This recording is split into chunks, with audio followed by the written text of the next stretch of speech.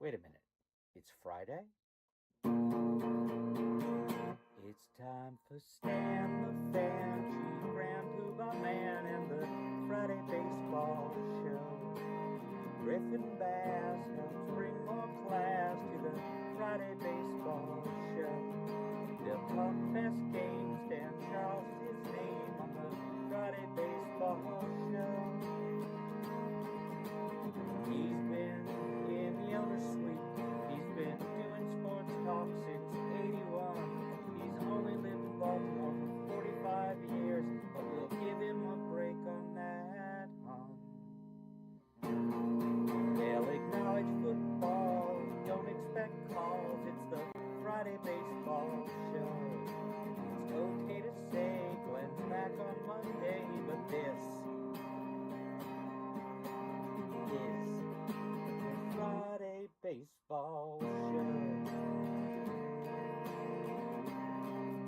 The Friday Baseball Show. The Friday Baseball Show. And welcome in on this Friday, August 21st. This stuff My sucks. God, has this summer flown by? I mean, the day-to-day of following the Orioles is Shortened not, it. It's tried to long. I guess it's tried to elongate it's it. elongated it, but it has flown by. It seemed like just the other day I was in spring training, and now we're August 21st. Welcome in to the Friday Baseball Show.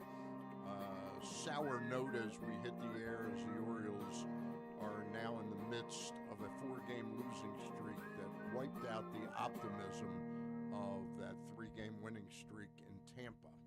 So the Orioles, once again, will try to collect themselves. I mean, Griffin, the one positive about this is that they have collected themselves before and spurred on to maybe like a 4 out of 6 or something like that and seemed to pop back into it. But this was sort of a real low point of recent vintage, the 4-game losing streak. Yeah, I mean it's just what this team is. It's they're inconsistent. You could almost predict this that they go down and they win 3 in a row in Tampa, the best team, the hottest team in baseball when they got there, and the best team in the American League. They had the best record, I guess, in baseball when they got there. Yeah. So that was pretty improbable. Them winning 3 straight down there, and just as probable, they lose 4 straight right afterwards, and they had sole possession of the wild card spot, that third wild card for They no longer 12 hours. They no longer have sole They don't. possession. No, they don't have. No, they're not I in mean, the playoffs as they're of right now. they're 6 games on. I mean, that's what baffles me though, is that they're six games under 500. Yeah. and they're 2 games back of a playoff spot. Well, this is the design of the added third wild card. Is there are going to be seasons where the third wild card team is 10 games over 500. That's possible. This is not one of those seasons, and the only thing that can give you hope if you're an Oriole fan. And I don't invest an awful lot of hope into this ball club, but the only thing is that the other teams that we now are sort of, oh God, how can we catch Minnesota? How can we catch Texas or something? Those teams have struggled all year with consistency as well. But it is a little frustrating to hear your manager talk on August 21st that it's all about, consistent performance. And then he's asked, what would it take for, he's asked a question last night after the game, what would it take for this team? And he goes, that's a good question. And he goes, I spend a lot of time thinking about that, but I don't really have an answer. You'd like your manager to, there's ways to be honest and blunt without blowing smoke up people, and I think we've gotten You a should lot of have started screaming earlier in the season, maybe. No, hit the ball. Yeah, Field the ball. I don't. Yeah, the fielding has been abysmal, and it's come at like last night. It was bad enough that the Yankees went ahead 4-3, on that little nubber. But then for Cano to throw the ball in the dirt and, Wednesday night. Pozo, it's a. Yeah. Wasn't that last night? No, last night was, wasn't even competitive. Last night wasn't even competitive. Yeah. 2 nights ago. It was bad enough that the little dribbler scored the go-ahead run right after the home run, the disputed home run, that what turned out to not be a home run, but it probably should have been a home run. Yeah. But the next run was really what killed me, was the one in the dirt, and that Pozo couldn't. It had Pozo. I like Pozo's energy, but boy, when he blocks a ball, he doesn't seem to have any idea what zip code the ball is in. You know, he's like looking all over, and the ball's like a foot away. You know, I've seen that more than once, by the way. Yeah, I don't disagree. I don't disagree. He's definitely a defensive. You drop a bit defensively when he's behind the plate. He's probably got a better bat than Carlos Narvaez. I mean, Narvaez goes up. They might just stand up there with nothing in his hands. And you know, the funny thing about Narvaez is that last year he had 15 home runs with the Red Sox and was really looked like he. The Red Sox are funny that way, and I may have talked about this last week. 2 years ago, Connor Wong looked like he'd come in out of nowhere and taken the Red Sox and was going to be their catcher for the next 4 or 5 years or something like that. Then he got hurt last year, and they acquired Narvaez, and he looked like he was going to be the Red Sox catcher of the future. And then this year, he's been injured and very unproductive. And I agree. Luke is amazed that the guy, when I said to him, I said, the guy hit 15 home runs last year.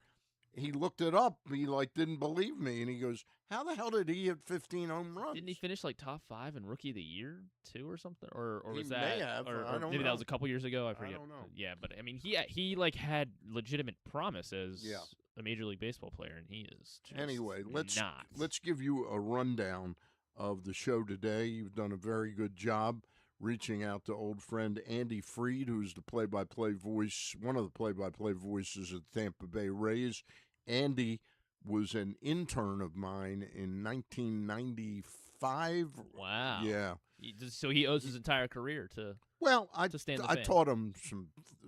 I think what he did was he observed me, and he said, if I do things totally different than Stan, I can be a successful broadcaster. No, Andy was one of those people that had the dream of doing this and really fought hard to get the dream. I can't remember where he started, but I remember him being with Trenton, and then I think he was with Worcester or Pawtucket with Dave Fleming, who's now the second voice in the Giants booth.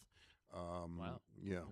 And Andy, I used to see him when he'd come down to Durham to do Durham Bull, whatever team he was. He was doing I'm pretty sure it was the Pawtucket Red Sox, I think.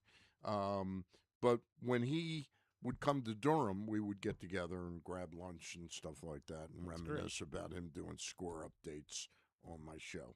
Anyway, Andy Freed's going to join us to talk about. He's going to give us what the secret sauce is for the Tampa Bay Rays. Okay. All right. Cool. He's gonna break that. So spread the word right now. In about 5-6 minutes, he's going to be asked that question: what is the Tampa Bay Rays secret sauce? Okay. Anyway, he's going to be a guest, and I can't wait to hear what it is. It's probably. I mean, mostly probably just defense. I think. It's Orioles don't have pitching, any of that. It's pitching, pitching, timely hitting, yeah, defense, and I pitching, put defense up there, and pitching, and more pitching, yeah, and bullpen. Bullpen. Orioles have maybe one of those 4 on a given night. The Orioles have, at times during the year, they have each of those things, but that's that consistency thing that Albernaz talks about. Kevin Cash doesn't have to think about that. His teams have that. They bring a terrific effort, and they've got, to be honest with you, for all the talk about Gunnar and previously Rutschman and Alonso, that threesome that they have, and now foursome with Liam Hicks added, but the threesome of Yandy Diaz, Junior Caminero, and Aranda is really some threesome. I mean, that is a tough gauntlet to get through. You know, that's right up there with the Yankees when they're healthy. You know, Yeah. I mean, Aaron Judge is on a different planet when he's healthy, but Caminero's in that. He's in that conversation. You know. Anyway, also with us at 11:40 today is former Major League umpire Dale Scott. And what's the name of his book? The Umpire is Out. The Umpire's Out. Yes. Detailing his life coming out as gay. And he will join us. He works for AppleTV now on their Friday night broadcast. And I guess he'll be doing the Oriole broadcast tonight, That's true. right? Yes. So we'll he's hear him tonight. He's sort of like Gene Stenator, right? They go to Gene him. Steratore, yeah. Stenator. Yeah. Try one more time. What is it? Steratore. Steratore. Nailed it. Yeah. Gene Steratore. He does the analysis of play calling and umpires' calls and so forth. We'll also air for the first time an interview Glenn was able to capture yesterday with former Orioles pitcher Tyler Wells. We'll also take a look at this week in the rest of baseball. But before we get started, you've got some plugs for Live Casino, don't you? That's right. Pressbox and Live Casino Sports and Social are teaming up, Stan, for the best fantasy football draft experience in town. You can book your league draft today. It's just $20 a person and includes your first beer and a gourmet hot dog. That's at Live Casino Sports and Social. So they're hosting fantasy drafts all draft season, which is, of course, right now through, really through Labor Day Now, weekend. do they organize you a league, or you come there with a group of people? You sign your league up. You have your league together, and you guys sign up. They have great Wi-Fi for leagues with remote players, so people can Zoom in or just draft online, however you're getting it done. Every commissioner and team gets special prizes as well, and promo items, including a championship ring and a draft board. So go ahead to get the Live Casinos Sports and Social. Enjoy their 100-foot media wall stand during your draft. You got to go to Open Table and find Sports and Social Maryland to make your reservation. So if you've got 10 or 12 guys that are a league, yep, you go to Open Table, which is like a restaurant reservation app, yeah, and make your reservation. Yep, and they will accommodate website as well. They will accommodate your group. You'll have some bit of privacy, I guess. It's pretty open, but yeah. I mean, if there's 10 of you, you're going to be able to take over, a an table, area. Yeah, exactly. Right. But yeah, it's really exciting. So I mean, week 0 next week, you could do it. You could do it then as well for college football, and then also the full slate week 1 of college football over Labor Day as well. So that's been a long time since I've done fantasy football. I kind of gave it up about 3 years ago. You're talking to the guy. Do you bring your laptop with you? I don't. When I draft live in person, I have all my notes that I like writing them. I print them out, actually, is what I do, and so I've. But got how how does the league get tracked as to who's drafted? My commissioner for my league specifically, my commissioner goes in and puts each guy in one by one after the draft. Yeah. And how your league? How many players do you pick? We do about 18 rounds. Yeah. Okay. Yeah, so we go, but I feel like we could go deeper if we wanted. Right. 18's probably too much, but that's the sweet spot that we found. Okay. All right. 2 flexes, half and PPR. It's Open Table. Guess, Stan, I'm the 3-time defending champion. Wow. I know. The guys hate me. The guys hate me. And how old are the players you play with? Are they like they're all between my, 8 they're all and my 9, high school 8, buddies. 9, 10 years old? No. I'm actually probably one of the younger guys. Okay. Yeah, we're all probably about between 25, 26. And does Glenn help you? 27, 20. No. Stan. No, you're he would only bring us down. Yeah. He would only bring us down. By the way, is Casey is back doing our fantasy stuff, correct? Yes, he is. Yes, he is. Very much so. All right. We're going to be joined momentarily by Andy Freed, who's the play-by-play voice of the Tampa Bay Rays. And we'll talk to Andy in just a moment. Dale Scott's going to join us, and we'll have an interview that Glenn was able to capture yesterday with Tyler Wells, former Oriole pitcher, now member of the Tampa Bay Rays. But joining us right now is an old friend and a mentee of mine, and he gives me total credit for the career he's had, and that's Andy Freed. Andy, how are you, my friend?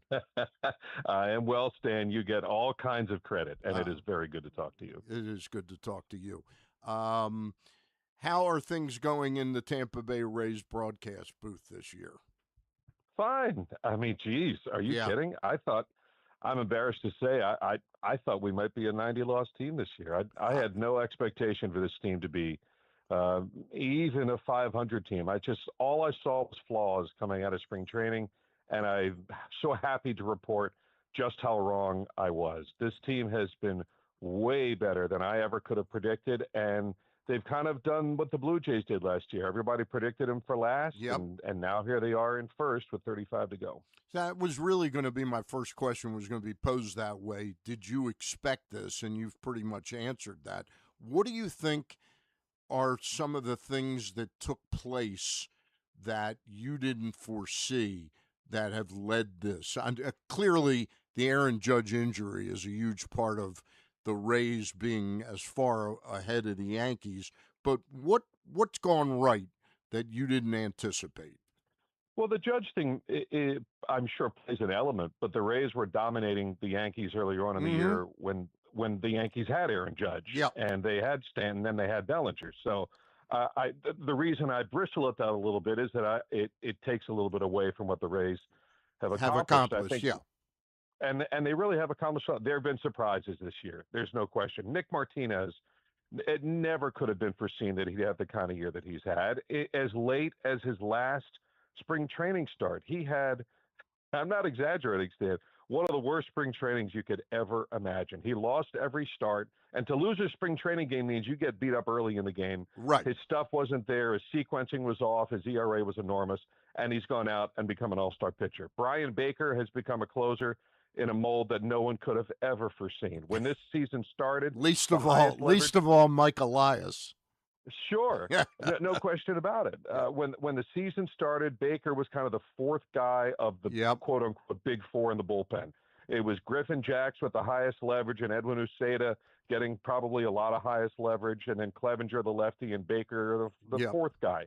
Well, Jacks joined the rotation. Uceda's never pitched. Clevenger's had a weird year, and Baker's become Bruce Sutter suddenly. So how do you predict something like that? They've also been able to get now what we can say consistently true stardom from Junior Caminero. You know, he had 45 home runs last year. There was a thought of, well, okay, let's see him do it again. Well, he's done it again. Yandy Diaz has become, one of the fine hitters of his time. I'm firmly of the belief that if we were playing in the 70s or 80s, this would be a guy that's hitting 350, 360. I just think it's a lot harder to hit now. So you see a guy that hits 310, 320. Chandler Simpson has become much more of an everyday force and went through a 4 for 48 during the year. So I could go on and on and on. McClanahan has come back better than we ever could have predicted. So it's been a season full of surprises. And I will say this, and I'll say it for the front office, the people that they brought in, they've created a really cohesive clubhouse. It's as good a group as I've been around since being with the Rays. I'm just curious, you look at Cedric Mullins' numbers, and they're sort of as struggling as we saw in Baltimore at times. But yet Kevin Cash seems to pencil him in. How much does he value Cedric Mullins? A ton, because this team, there's always the question of secret sauce and how are they doing it. To relate it to Baltimore fans, and I relate to them so well because, as you know, that's what I'm based in. There's nothing secret to us. It's the Earl Weaver theory. Earl Weaver was doing run prevention before run prevention was called run prevention. It was pitching and defense.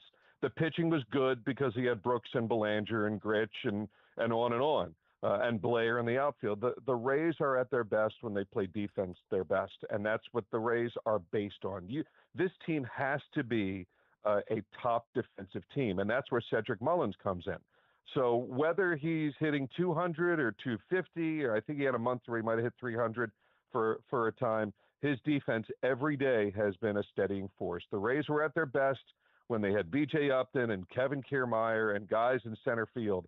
That is a priority position for the Rays, and they also have Walls at shortstop, who, for my money, is the tremendous. best shortstop in the game. Yeah, he's an incredible shortstop. defender. So I'll say this for Mullins. Yeah, there have been long slumps this year. Yeah. But he's been consistent every day with his approach. He's a very good teammate. His defense has been outstanding. And it does seem, for whatever reason, that every hit that he's gotten has come in a big moment. And it's not like his RBI totals are huge, but when his home runs have come, they've come in the late innings. He turned opening day around with a home run. He won a game in Pittsburgh in whatever it was, the 13th inning or 14th inning with a home run. He's had a lot of big hits for the Rays, even though I'm sure the overall offensive numbers are not at all what he hoped they would be. Just curious, Brandon Hyde, our manager for 5-6 years, now works for the Rays. Do you know whether or not, and I'm sure Kevin Cash was able to watch Cedric for years and envied that defense, but do you think there was a talk between Kevin and Brandon Hyde, and Brandon went to bat for Cedric? I don't know that. I mean, I could guess. I know there's a lot of trust there, and there's a lot of admiration there, and I think everyone knows that Brandon Hyde is going to manage again. Mm-hmm. And just my own personal opinion, I think it was an enormous mistake for the Rays, for the Orioles, to let Brandon Hyde go. That is a true through and through baseball man with a ton of knowledge and a really good eye for talent and an ability to pull clubhouses together. What he did with the Orioles, I think, was just remarkable, to take them from the embarrassment of the league and certainly the embarrassment of the division to the top. And I know he didn't have a breakthrough in postseason, but neither did Gene Mauch, for that matter. Yeah. So, I mean, I can't speak to a personal conversation between the two, but I know that they do talk a lot. And I know Brandon's around. Brandon's not just in some office somewhere.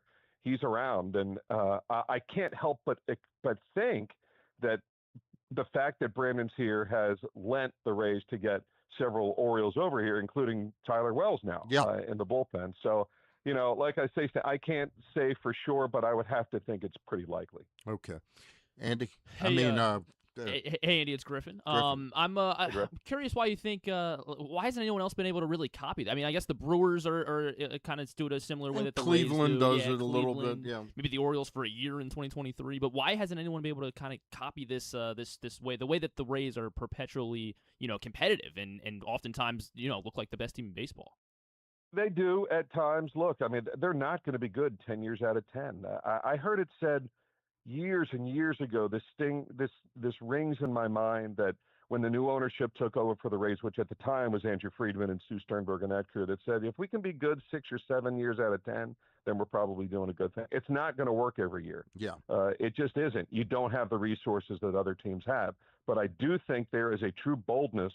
And if you notice, there's a lot of Rays GMs and managers around the league.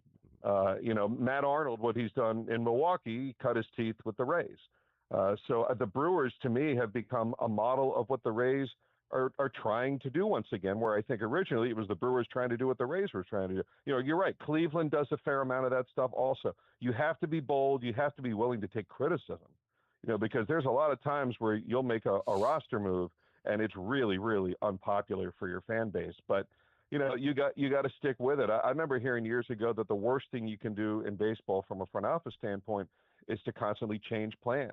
When you have a plan, you want to stick to it and see it through. And I think the Rays are remarkable at doing that. Stu Sternberg used to have a phrase that it's okay to break a few windows, but just don't burn the house down. In other words, take risks, take chances. That's the only swing big. That's the only way a team like this can succeed, and it's proven to be good. It's not sustainable every year like Yankees and Dodgers and whatever, but overall they're not afraid to swing big, miss big, hit big, and it's kind of the only way you can do it. Speaking of Rays people, where is James Click now?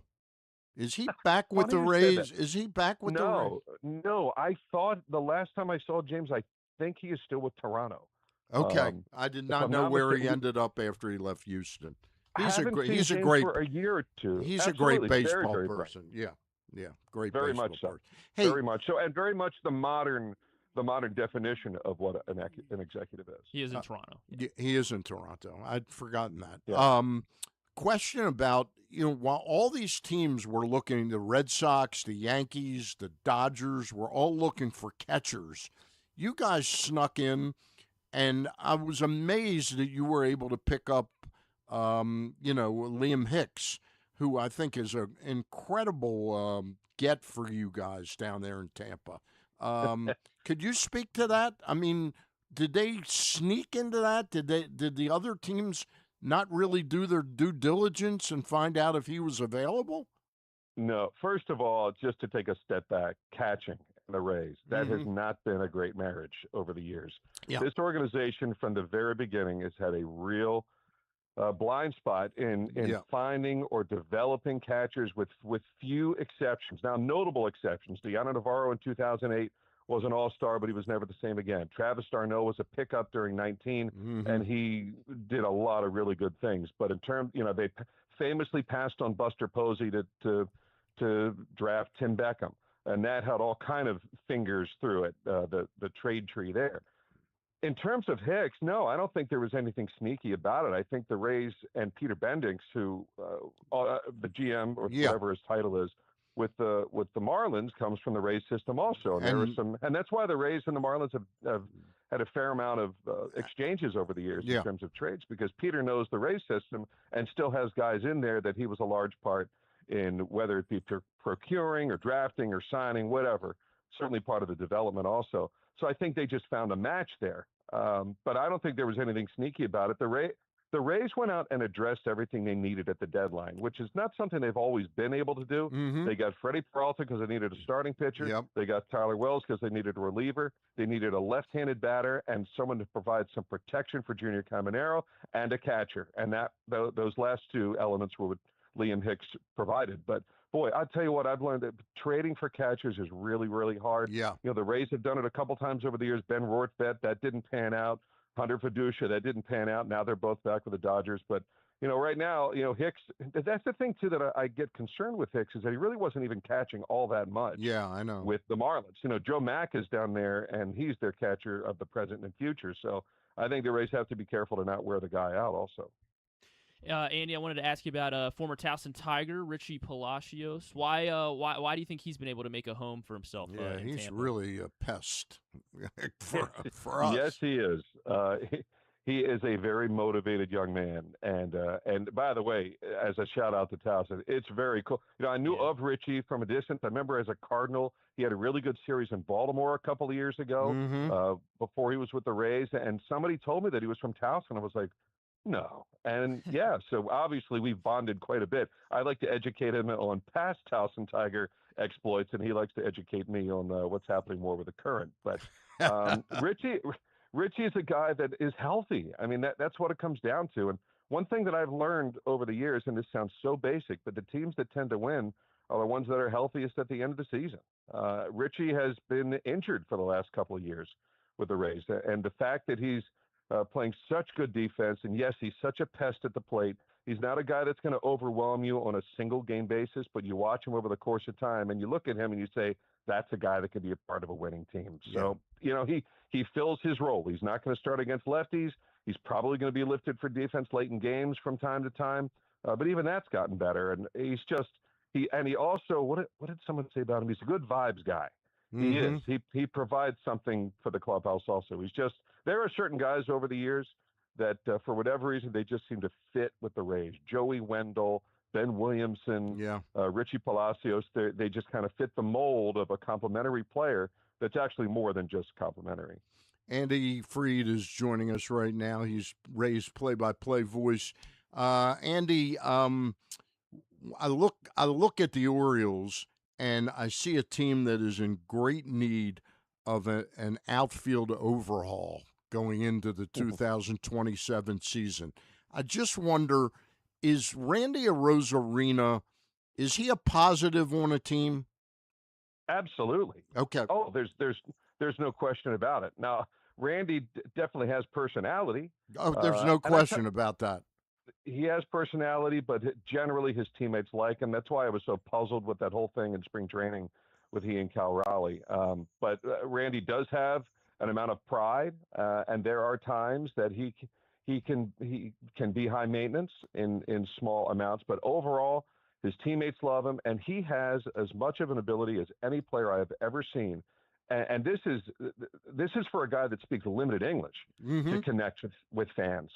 They loved him here in Tampa Bay, not just because he went out and won ALCS MVP, but he took a lot of time to get to know fans one by one, individually. One of my favorite Randy stories was he was fairly new. I try to remember what year it was, but he took the field and left at Yankee Stadium, and he had hit a home run early in the series, and he did his whole thing. He got to third base, and he did his, I forgot what it was, a little dance or whatever, and then comes home. And then the whole ballpark is booing him up in New York. Right. Well, as he goes out to left field, this is game one of the series, and he started playing catch with some fans, and he started having a fun little go-between. And by the end of the series, the Yankee fans were applauding him in left field as a member of the Rays. Yeah. I mean, not many guys can do that. Randy is a positive force. I think I just miss him because he was a blast to be around, and I always wish him very, very well. I look at the free agent market, and I don't know how the lengths that Seattle will go to get him. I'm expecting them to make some changes, but I look at him, and he smacks to me as sort of what the Orioles need, Yeah, I mean, it's hard to say. One of the reasons the Rays are good this year, just to relate it to that, is because our outfield production last year was atrocious. Yeah, offensively and defensively. Now, not only have they become one of the top defensive outfields in baseball again, they're getting production, whether it be DeLuca or Mullins in key moments. Chandler Simpson has become a guy that Velada's had a nice little season. Yeah, Valade has. Oh, talk about a guy that fits. He reminds me, Stan, of when the Orioles were able to go out and get a guy like a John Lowenstein, where he was like never really Lowenstein had more big league time than Valade did, but for whatever reason, he slipped through the cracks. He was a number 2 pick of the Rockies. Maybe he doesn't do one thing great, but boy, does he fit into a group like the Rays. When you give him the platoon advantage, and the Rays are as good as any team at finding the platoon advantage, when he hits against lefties, he crushes them. And another guy that's had just big hits all year long. Andy, I mean, I want to go back to what you're talking about with the Rays, being willing to take risks at times and have moves that pay off and moves that don't. But, and I look at the Orioles and now what they've done under Mike Elias, and it feels like they've been very risk averse. And I think that's caused a lot of frustration here. And, you've been around baseball for so long. Do you think that it could be time for the Orioles that they'd have to get that they need a new voice, a top leading things? Is that something that they need to think about? I gotta be. It's hard for me to speak about another organization because I'm not around them enough. It's hard to know what those behind the scenes conversations are. In fact, it's impossible to know if you're not in and around it. I can speak to what works for the Rays, but I don't know. Sometimes maybe Elias is a competent general manager. There's no questions about it. But I mean, he did what he did in Houston, and he's done what he's done with the Orioles. To me, just the big thing with the Orioles is they missed their window. Yeah. That happened. That's happened with us time and again. The Rays had a window to win the series in 2008, and that segment of players through 10 and 11. That didn't happen. They had a window to win it from 19 to 23. That didn't happen, and the Orioles had their window from 23 to 24. Could anyone have predicted that Gunnar Henderson would have fallen off the way he has? And I know he's had a good run here. Could anyone have predicted that Adley Rutschman would have been traded by the 2026 season? No. I mean, just some things haven't panned out. All I know is whenever we play the Orioles, and Gunnar Henderson looks like Gunnar Henderson to me, and Colton Cowser hits home runs, and Dylan Beavers does good things, and let's not forget Jordan Westberg has been out for a large part of the year too. So I don't know how much of this really lays at Mike Elias, a degree of bad luck, and the fact that they, for whatever reason, ran into a hot Rangers team when they did back in 2023, and they ran into a hot Kansas City Royals team for 2 games in 2024. So I can't speak structurally to the Orioles. I still think of them as a team that, gosh, I thought they were going to be better this year. I'm as stunned as anybody that they're down towards the bottom of the division. Hey, last question for you, Andy, and we really appreciate your time today. The acquisition of Freddie Peralta, I think it's the difference between whether you guys can really win the World Series or not. I saw a much improved performance in his last start was surprised when from the outside that he was removed, I think after 4 2/3 or something. Was it pitch count, or did Kevin Cash want him to leave on a good note? Why was he pulled in that last start? Because it looked like a real outlier in his performances this year. I was surprised Kevin made that move when he did, and I asked him about it on the air the next day. Yeah. And one thing that I love about Kevin, and I've often wondered if, and I think that all managers probably go through this. When you make a move and it doesn't work, you feel like you made the bold right move in the time, but how can you not second guess yourself? And the next day when I asked Kevin about it, on the air and off the air, he had the identical identical response. He goes, Clevenger is paid to get a big lefty out in that spot.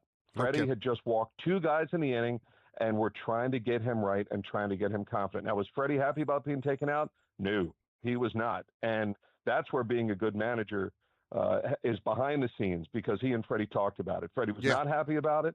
Kevin said, I didn't expect him to be happy about it, but I thought at that moment that was the right move. And yet the next day, Kevin's second guessing himself. Should I have done it? Should I have not? In the moment, that's how I felt. I'm sure that's how he felt taking out Snell in 2020 in the World Series. All you can do as a manager is make what you think is the best move in that spot. And I do think that the Rays over the years, and we'll see this if they can go deep into October, lean towards getting the matchup that they want from their bullpen. So, it was a multi-pronged move. But if Freddie didn't want to be taken out there, he probably shouldn't have walked the 8-9 hitters at the top of the order. So that's what it comes down to. Freddie's gotten better with each of his 3 starts, and I'm curious to see how he does tonight. Yeah, Kyle Snyder will figure it out. No question about it. Andy Freed, many thanks for joining us, and continued success down there in your career. You've done a remarkable job. I'm very proud of you.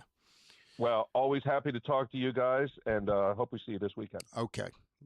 Thank you. Andy Freed, a play-by-play voice. We're going to take a timeout. When we get back, we'll be joined by former big league umpire Dale Scott. We're going to talk to him about a myriad of things, including what Major League Baseball needs to do about situations like the other night when Pete Alonso hit what appeared to be a fair ball. Is there a better way that Major League Baseball can make those calls? We'll be right back. Don't fumble your fantasy football draft. Host your party at Sports & Social Inside Live Casino. We've got everything you need to make the night a winner, with massive screens, cool drinks, great food, and Wi-Fi that won't drop the ball. Reserve your table by August 20th to enter our early draft bonus drawing. Draft like a pro at Live Casino. At Arundel Mills, must be 21. Please play responsibly. For help, visit mdgamblinghelp.org or call 1-800-GAMBLER. Hey Birdlands, Family Sundays are a day full of fun for kids of all ages. Before the game, meet the Orioles mascots, grab autographs, and watch the kids take the field for the national anthem. During the game, kids take over with kid-friendly music and inning breaks, kid guest splashers, and more. After the final out, stay for Kids Run the Bases, presented by Wise Markets, where kids 4 to 12 can run the bases, just like the pros. Bring your whole fam to the yard on Sundays. Visit Orioles.com/Family Sundays. Your car is more than just a ride. It's an investment. At Leading Edge Auto Body in Mount Washington, we've spent over 20 years perfecting the art of repair. From high-end imports to your trusted daily driver, we handle all makes and models with elite precision.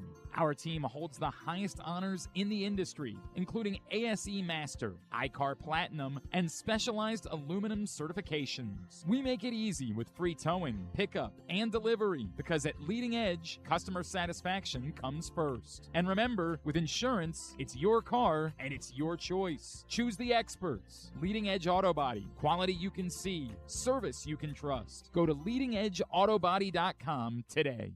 Gambling can be a fun and entertaining experience, but there are risks involved.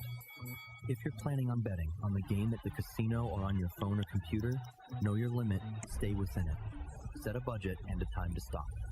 Remember, gambling isn't a financial solution, and it doesn't mix well with alcohol or drugs.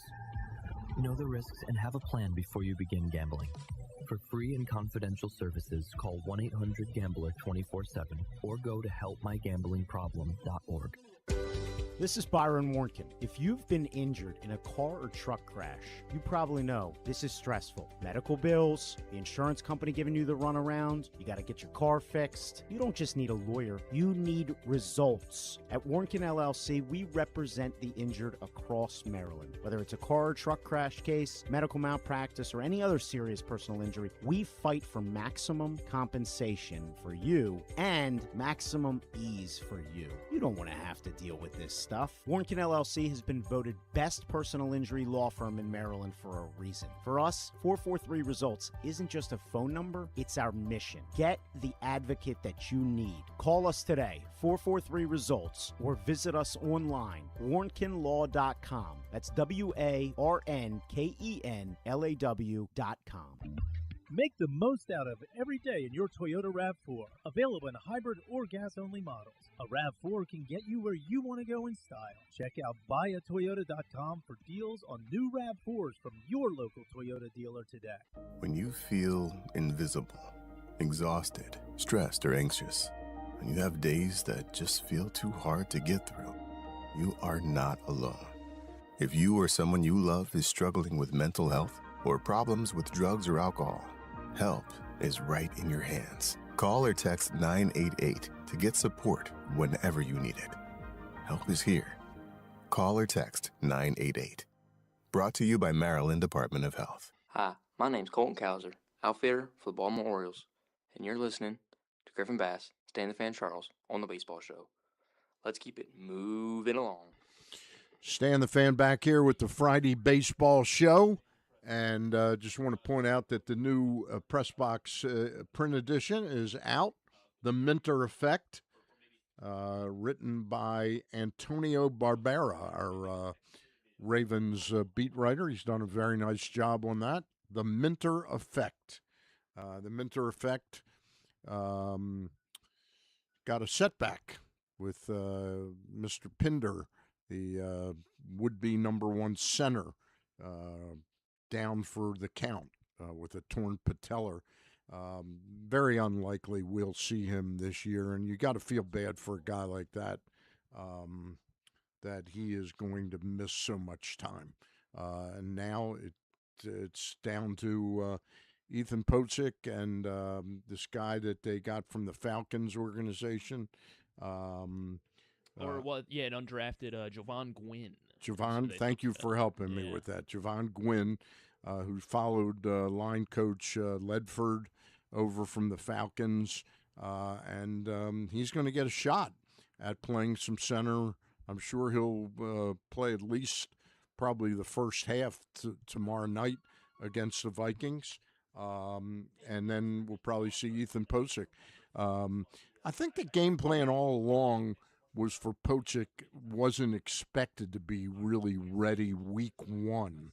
And now it looks like they're going to try and expedite his ramp up, but we're not sure whether he will be the number one center. What's that? Where can people get all these? At over 350 locations around town, including a lot of the Highs stores around town. Awesome. All right. Awesome. Do we have Dale Scott? We do. All right. Joining us now is former Major League umpire and the author of The Umpire is Out, Calling the Game and Living My True Self. Dale Scott joins us now. Dale, thank you very much for your time. Yeah, good morning, guys. Glad to be here. Hey, Dale, we got a lot to talk about, but I wanted to ask you, when I was researching you last night, I was drawing a blank, because I used to do talk radio here on a regular basis in Baltimore for over 20 years. And I knew Palermo very well. I knew Richie Garcia very well. I knew Don Denkinger very well. And I was trying to think whether it was you that had the umpire school, and it wasn't. It was Joe Brinkman was who I was thinking about. When you came up, did you go to a school? Yeah. In fact, I went to the Bill Kenneman School that ended up eventually being the Joe Brinkman School. Okay. It was like 2 years before Joe took over. Okay. Yeah, I was wondering, because now I read that they're really the tuition now is kind of free if you qualify. Is that the way it works now? Yeah, Major League Baseball throughout the year has these Saturdays in different parts of the country where it's free to come and work out with the umpire scouts, calling pitches, making plays on the bases and whatever. They run a little mini camp, and they spot people that they think have a potential for umpiring in the professional baseball, and so they will give them basically a scholarship to come to the Vero Beach school in the winter. I think it's in January. And so it's run differently now. It used to be there was a couple different umpire schools and that kind of stuff, which were private schools that fed into, and then baseball would, take their top prospects or whatever. Now baseball runs everything. Now, when a camp like you went to, the Kinnaman School, in other words, how did they teach you how to umpire? In other words, did they have players that actually played games and you did it, or they taught you more skill sets individually? Well, a little bit of everything. All the field work they set up with the others, all the students being the players and base runners. You'd set up scenarios, runners at first and third, bases loaded, whatever the situation. But toward the last few weeks the camp used to be 5 weeks. The last couple of weeks or so of the camp, they actually had teams, down there in Florida that are playing, that the umpires, the students would go umpire an inning, behind the plate, an inning on the bases and rotate in and out when you had actual, players and actual games. It's interesting to me, the whole thing about becoming an umpire and all that. What attracted you to becoming an umpire, Dale, before we dig into it? I used to joke because I love verbal abuse, and that's why I did it, but that's not exactly right. You're a masochist. Yeah. Okay. I grew up in Eugene, Oregon, loving baseball, but it was pretty obvious once I started playing baseball that my dream of being a first baseman for the Dodgers was not going to happen. So at 15, I started umpiring to kind of stay involved in the sport, and I just fell in love with it. And so when I was 21, I went to umpire school, really more so to get better, my skills better, to umpire, bigger games, get into college baseball and everything when I went back. But I did well enough in the school that I went to the advanced 1-week school and I got a job in the minor leagues. And that was the start of a 37-year career. Okay. Well, you were a very solid umpire. I know that because I don't recall ever booing you out there at the. You're the only one, I think. Yeah. I'm curious when you analyze your career and how umpiring has changed and how the game is changing. Did it surprise you that eventually they went to the ball and strike challenge system? In a way, when we went to replay on plays and all that, that's a positive step. I mean, we're pretty good, but my goodness, these things happen quickly and different angles, and so that made sense to me. The ball strike, the ABS system, in a way, I was kind of surprised we got it so quickly. Mm-hmm. I didn't know if it would ever come to pass in the big leagues, but it's here, it's going to stay. And now you're, trying to, as an umpire, of course, I never worked the system, but as an umpire, I would think you're just trying to make sure you understand where the system is calling pitches and not be overturned, because that's pretty much the goal now, I think. Yeah. I'm curious as to whether you like the system as it is. I'm a proponent because the amount of time involved is instantaneous. I am a proponent of every pitch being called by it. Well, and there's an argument to be made for that. I mean, some people agree with you on that. When they were running this for a couple of years in AAA to test the system out, they did run games where they do it like they do it now, with umpires calling pitches and having challenges. They also ran games where the ABS system called every pitch. Yeah. And I would not be surprised if eventually that's where it goes. But it will, time will tell. I think a lot of the fans kind of enjoy this challenge system thing, and the drama of if the challenge is going to be upheld or not. But it may go to full ABS, like you're a proponent of. Yeah, I'm amazed the difference the difference, Dale, in batting average on a 1-1 pitch that becomes a ball versus a strike is so significant that I question how you can have the replay system, and if a guy is safe at second base but his foot's off the bag by just a hair, and they got that on video, that changes that call.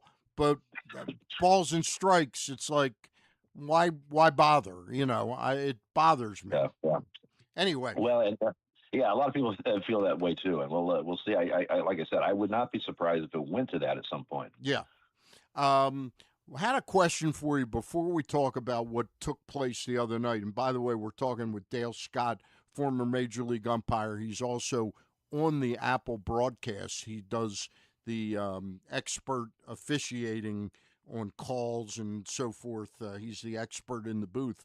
I did want to ask you about that play that took place between Toronto. Can you help me with this, Griffin?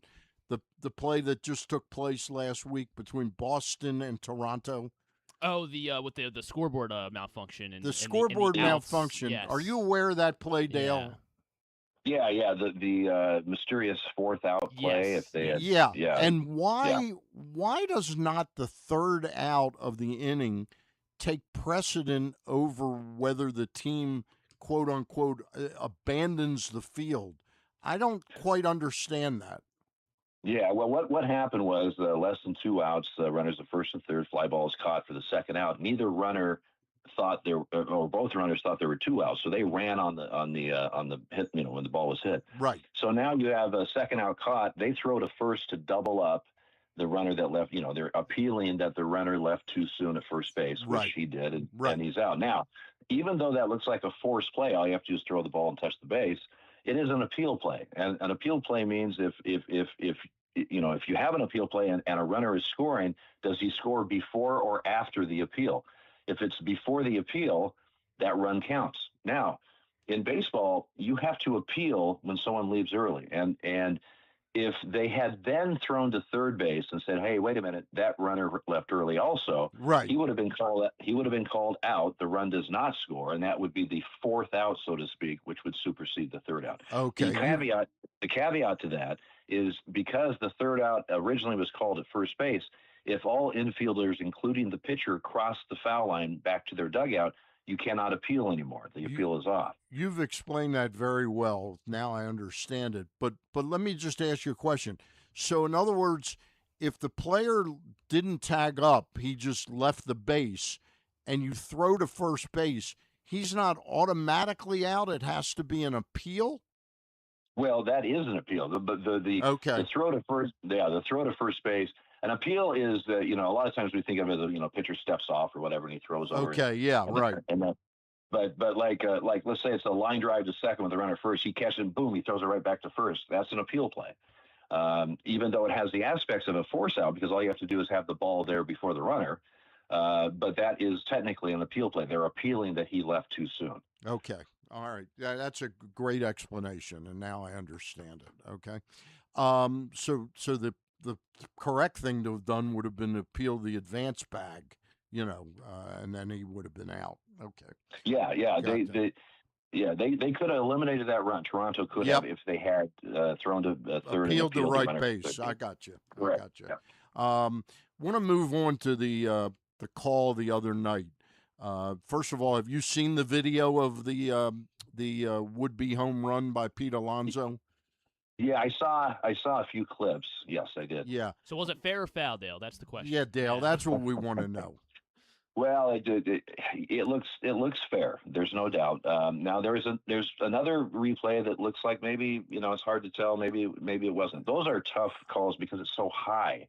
Well, those are tough anyway sometimes, but it was so high. It was like did it go over the foul pole? As an umpire, when that happens, when the ball's hit like that, and you know it's going to be close to a fair foul situation, you're just praying it hits the pole because that way it all against the guy. It went to replay, and replay just as a mandate is clear and convincing video evidence, and I can only assume that in replay, they were looking at the one replay that, it looks pretty fair, but they may have seen other replays that wasn't so clear cut. And of course, the call on the field was foul, and they went ahead and had the call stand. I haven't talked to anybody in replay. I don't know exactly what the line of thinking or the dialogue that was going on there, but that's basically what they do there is see everything. If it's clear and convincing video evidence, they will overturn it or confirm it. Let me ask you one question, because I heard, and Griffin helped me with this. Was it Andy Koska that said it, or was it Glenn made the point yesterday about the call that he wishes that when they would go to New York, I think the Glenn, people in the booth. Why is it necessary in New York that they know what the umpires called on the field? In other words, that biases, in my opinion, the call a little bit. That it seems like the replay should be the replay. They shouldn't know what the call on the field was. Well, yeah, I think what you're saying is why do they always, if there's not something convincing, they always just go with the call on the field? Is that right? Kind of what you're saying? Yeah. Well, that's because if you can't clearly and convincingly with video evidence show that call on the field is wrong, right, you cannot overturn whatever was called on the field. Okay. So, okay. Yeah, I mean, it's similar in football. You always, the official on the field has the first ruling, and then you appeal that or challenge that, and if it shows that he's convincingly wrong and it's clear and convincing, then you will overturn it. Otherwise, you always err to what was called, and that's why that's so important. On a play a second or something, and he called him out, and it's really close, and you're looking at replays. The out call is going to stand if you can't show me that it wasn't out. Okay. So what if we change the whole replay process from the start? So basically, what Stan I think was trying to say is there a way we could have the replay operator have no clue what the call on the field was? Is there a way that we could have him secluded? And obviously, I mean, in certain situations, this might be impossible because you could see an umpire, punch a guy out or whatever. But is there a way that he would not know if the call was fair or foul on the field, and then he could just come up with the call his own, and that's what the call is? Well, that would be tough to do. And the reason I say that is because you're, as a replay official, you're looking at the play and from several different angles. Quite honestly, you're going to see whatever the umpire called. I mean, it's very tough, very tough to have him, with blinders on and just look at it. But it's replay just to kind of set you up what's going on in that room. You have a technician there with you that is bringing up all these different camera angles from whatever play it is, and you're trying to piece together when the tag was made in relation to when he touches the base, or in this situation, where the ball left the ballpark, was it fair, foul, whatever, and you're tied to whatever replays you have from both teams' broadcasts. It's not just one team, right? Which is significant because sometimes the like the home team doesn't have the right angle, but the visiting team broadcast does, or whatever. And then you just tie that all together as a replay official and try to figure out, is there clear and convincing evidence that whatever was called is correct, or whatever was called is not correct? And that's where you're going from. It's not like you're saying, oh, he called it that way, so I'm going to lean that way. I'm going to call whatever the replay shows me. Okay. But if you don't have anything definitive that says absolutely that's not from your heart, but from your eyes, that's what that was, you cannot overturn something that's already been called. Before we let you go, so let me ask you a question. We're in 2026. Is the technology there? Do the foul poles need to be raised? Do we need GoPro cameras on the foul poles or electronic tracking? Because this play caused an interesting discussion. Chris Bassett and Craig Albernaz, and I don't know if Craig will be, and Alonso all alluded to the fact that, it's 2026. Why can't we get a more definitive answer on these plays? Well, I don't know if the technology is there to do that. If it is, I would think in the grand scheme of things, to install that technology in every ballpark wouldn't be that much money when you're talking about MLB expenses, right? Chris Bassett actually alluded to the money and said that's the reason it's not being done, and I found that hard to believe too, that it's that expensive. Right, and it's really not that. It's really probably not in anybody's mind until you have something that we just had the other night. And how many times does that happen in a game? But the point is, with the technology, with everything that's going on, even if it's just one or two times, but they're key time. Yeah, suppose this was a World Series. Exactly. And so I think, unless it's just an astronomical amount of money, or unless there isn't really technology that can do that, I find that hard to believe. How about this idea, Dale? Wait a minute. How about this idea? We take retired umpires like Dale Scott, and you put a little crow's nest up at the foul pole, and you're there the whole game. What do you think of that idea? Yeah, well, have you seen me climb a ladder? I can't believe I'll be climbing the foul pole, all right? Hey, Dale, thank you very much for joining us, all right? Absolutely. Thanks, guys. All right. Dale Scott, former Major League umpire, the author of The Umpire is Out, Calling the Game and Living My True Self. He's also on the Apple broadcast as an expert on umpires, calls, and things of that nature. All right. We're going to take a break right now. And when we and what? Oh, well, before we do that, Stan, I'd like to. I mean, it's high school sports, high school fall season. Yeah, that's what I was going to say. You were going to talk about high school. It's right around the corner. High school sports next weekend. I think we got scrimmages all this weekend. Some high school football scrimmages. County this Sports weekend. Zone. That's right. That's right, Stan. You can do the read. I don't want to do the read. I don't want to steal your job. CountySports.zone is the place to go for all the latest news, the latest stats, the latest scores, the latest rankings. I mean, high school football season starts next week, along with week 0 of college football. But the high school football is going to be in full swing starting next week for here in the state of Maryland. So make sure you get to CountySports.zone, powered by BuyAToyota.com, for the latest updates and schedules and scores and rankings and everything you could possibly need to know about high school sports, and not just football, of course, soccer, and volleyball, and all the great golf, even all the great fall sports going on. Go to CountySports.zone, right, Stan? That's exactly right. When we get back, Glenn Clark caught up with former Oriole pitcher, now standout bullpen arm in the Tampa Bay Rays bullpen, Tyler Wells. We'll also, after this break, we'll take a look at this week in the rest of baseball. Hey, Birdlands, Family Sundays are a day full of fun for kids of all ages. Before the game, meet the Orioles mascots, grab autographs, and watch the kids take the field for the national anthem. During the game, kids take over with kid-friendly music and inning breaks, kid guest splashers, and more.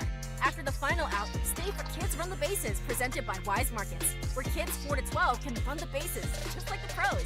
Bring your whole fam to the yard on Sundays. Visit Orioles.com/Family Sundays.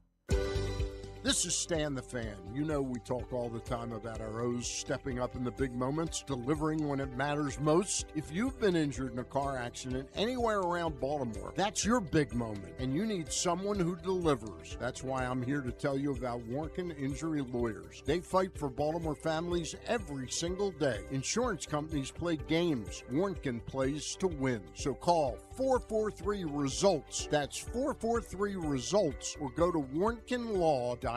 When you need results, it's right there in the number, 443-RESULTS.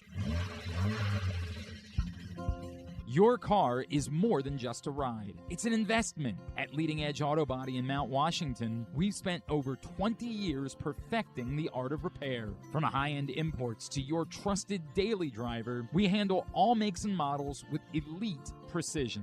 Our team holds the highest honors in the industry, including ASE Master, iCar Platinum, and specialized aluminum certifications. We make it easy with free towing, pickup, and delivery, because at Leading Edge, customers customer satisfaction comes first. And remember, with insurance, it's your car and it's your choice. Choose the experts. Leading Edge Auto Body. Quality you can see. Service you can trust. Go to leadingedgeautobody.com today. When you feel invisible, exhausted, stressed, or anxious, when you have days that just feel too hard to get through, you are not alone. If you or someone you love is struggling with mental health or problems with drugs or alcohol, help is right in your hands. Call or text 988 to get support whenever you need it. Help is here. Call or text 988. Brought to you by Maryland Department of Health. Don't fumble your fantasy football draft. Host your party at Sports and Social Inside Live Casino. We've got everything you need to make the night a winner with massive screens, cool drinks, great food, and Wi-Fi that won't drop the ball. Reserve your table by August 20th to enter our early draft bonus drawing. Draft like a pro at Live Casino. At Arundel Mills, must be 21. Please play responsibly. For help, visit mdgamblinghelp.org or call 1-800-GAMBLER. Gambling can be a fun and entertaining experience, but there are risks involved. If you're planning on betting on the game at the casino or on your phone or computer, know your limit, stay within it. Set a budget and a time to stop.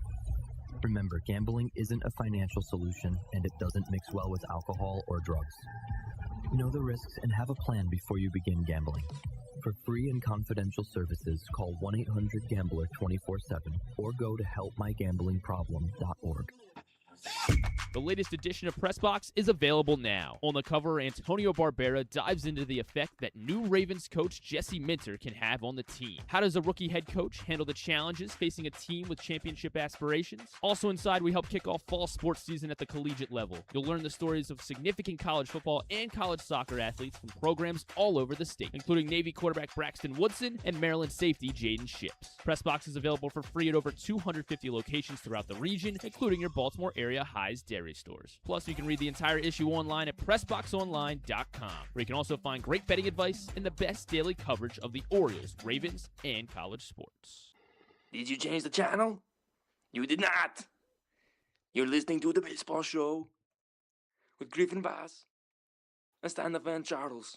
Welcome back in to the Friday Baseball Show with myself and Stan the Fan Charles. Remind me, who was that? Who was that? That was a combination of Arnold Schwarzenegger and Gru from Despicable Me. Okay. Yeah. All right. Yeah. I'm not sure which one the Don't goal ever play was. that. But Don't ever play that again. That one's going to be played. I think it was played last week too, Stan. Yeah, It's been played several weeks. Yeah, You're a little bit late. You're a little bit late. That's retired, though. No, that one's good. That's officially retired. What don't you like about that one? I just don't care for it. No, dive into it. I want to know what you don't like. You want my psychology? It I stinks. It's not funny. That's you're laughing right now. I think. No, I'm laughing at myself. Oh, okay. That I'm. We are gonna hear from Tyler Wells in a few minutes. Actually, we're gonna end the show with a conversation that Glenn had to have a little bit earlier with Tyler Wells. Before that, we'll go around the rest of the league and this week in the rest of baseball. But also, before we do TWIB, let's do, or Twitro B as I like to call it. Let's get an update on the power rankings. Stan. Power rankings brought to you by Warnken Law. 443 Results is the phone number, warnkenlaw.com if you want to check them out on the website if you've been injured in an accident in Baltimore or the state of Maryland. And in fact, if you've been injured out of state, if you live here in Baltimore, make your first contact, Warnken Law. They'll put you in touch with a great law firm in the jurisdiction that you've been injured in. They power the power rankings each week. Milwaukee is number 1, Tampa number 3, Dodgers number 3. Milwaukee 1, Tampa 2, Dodgers 3, Atlanta 4, Cubs 5, Boston 6, Yankees 7. After sweeping the Orioles. San Diego. This is last Sunday. You're right. Okay. San Diego 8, Philadelphia 9. And the White Sox 10. That's my top 10. This week, it looks like Milwaukee will stay 1. It's possible the Dodgers could wrestle back the number 2 spot. They are 3-0 this week. And they play the Pirates. Whereas they play at home versus the Pirates. Tampa is 2-2. They're here in Baltimore. So if the Orioles are successful, winning 2 of 3 and the Dodgers win 2 of 3, they would move back into second. The Yankees have a shot to jump over Boston or the Cubs or Atlanta. Atlanta is 1-3 this week so far. They had that makeup win versus the White Sox yesterday at Chicago. So that's a brief little snapshot of last week's top 10 and this week how it could change. Okay? Philadelphia coming on also, 3-0. Had a good week this week. All right? Now it's time for Cynthia Berman to tell you a little bit about who's bringing you this week in the rest of baseball. Have you ever thought of taking a cruise to these wonderful destinations with sunny skies and beautiful beaches? Well, wait no longer. We're ready for you to cruise from the Cruise Maryland Terminal. Have a little phrase that you can go from baggage to margarita in about 15 minutes. Choose fun with an array of destinations, onboard activities, entertainment, and world-class cuisine. Contact your travel agent and book your cruise today. Let your adventure begin. This week in the rest of baseball. Big week in the rest of the baseball stand. It always is. Is it ever not a significant week in it's always. That's why we dig into what. Where do you think I should lead off here? There's a lot of compelling stories. I think the Jacob deGrom story is a good lead off. Yesterday, Jacob deGrom became the fastest pitcher, fastest right-hander. Second fastest. Fastest right-hander, yeah, second fastest. Is it Chris Sale? Was he the fastest? No, Randy Johnson. What did he do? He did it in less games. I think it was fewest innings. Okay, so the DeGrom, or at least the stat, and there are a billion ways you can slice these stats up. Yeah. But the one I saw, DeGrom reaches 2,000 strikeouts in the fewest innings by a right-handed pitcher. Okay. And that's by right-handed, so obviously Randy Johnson, a lefty. The thing I read was that he was the second fastest in terms of games performed in. Okay, I mean that's to Randy pretty Johnson. Solid too. Pretty solid too. Yeah, Jacob DeGrom putting together a certainly. I mean, when we're talking about like Hall of Fame pitchers still left, I mean, I guess Clayton Kershaw. He retired last year, but Clayton Kershaw is a shoe-in. Justin Verlander, Chris Sale. Is DeGrom in that echelon, or is he not quite that? I think he's actually for a brief time was more significant than those two pitchers, But his injuries, unfortunately, have robbed them. Yeah. I mean, Scherzer's a lock for the Hall of Fame. DeGrom is in the Sandy Koufax mold as to whether he gets in the Hall of Fame or not. He's not going to put the longevity was not great. Sandy Koufax was so incredible at the time that even though he had about a 6-year run, 6 or 7 year career of really being an impact player, that's what DeGrom has to depend on. I guess DeGrom will eventually go in, Yeah. Not as big a lock as Kershaw Verlander, or Verlander. I think Sale. I think Sale's he's definitely a first balloter to me. Most likely. Yeah. And Scherzer. Yeah, Scherzer's a first balloter. Scherzer's a first ballot. I have to be honest, and I'm a big Max Scherzer fan. He's embarrassing himself right now. This will not just because he's not pitching well with Toronto. I mean, he's horrible now. Is it better than what? Verlander just hasn't pitched at all for Detroit. Like the thought was he was going to go to Detroit, probably surpass. He's like right. Yeah. He's like right before 3,000, right? I got to be honest. These guys now, the money is so great, and they love doing it. Oh, he's way past 30,000. Who am I thinking of? That's right on the cusp of 3,000. I don't know. Oh well. Is it Shane Baz? Not yet. He'll get there though. I think he'll get there. Now I want to know. Hold on, Stan. Is it Dean Kramer? I think you give me. I don't want Verlander's page. I want most career strikeouts. Okay. Most career strikeout. No, Dean Kramer. He could get there though. I wouldn't. Yeah. I think he's got this. He's got the. He's probably the second or third highest Jewish pitcher that in terms of strikeouts behind Koufax. You think so? I guess. I'm trying to think. Max Fried probably might be up there. Yeah. He might be up there. Let's see. Greinke was 21 shy of 3,000. Okay. I guess we won't see. Oh, Sale's. Sale's gonna be okay. Sale's who I'm thinking of. Sale's like 200 away. Sale's 200. He's 250 away. He'll get that next year. Yeah, he'll get that. He'll get that for sure. Yeah. So yeah, I guess Scherzer's not gonna reach it. Garrett Cole is at 2,300. He's 35 years old. 3,000. Yeah. I would say Cole has a shot at it. He's 650 away. Yeah. And he'll get 3,000. All right. So then Garrett Cole's a good one. Although Garrett Cole, and I think Garrett Cole has to. This is my opinion. Now we're only watching him. This is his first year back from Tommy John surgery. He looked pretty damn good last time. He looked pretty good, but he is 98. more. I think he's much more a 6-inning pitcher now. You know. Yeah. I think he should be How more. many strikeouts did he have last night? Probably about 7 or 8, I think. How many did he have? Last night the Orioles lost. Bradish looked. He only had 5. He was a little. He gave up 8 hit. Or sorry, I'm looking at. Never mind. I'm looking at Bradish's stats. Yeah. Jesus. Yeah. Now look at. He had 7 or 8. He had 8. Yeah. 8. Yeah. Yeah. That's pretty damn good. Yeah. Pretty good. All right. Elsewhere around baseball, Stan, the National League MVP race is starting to heat up.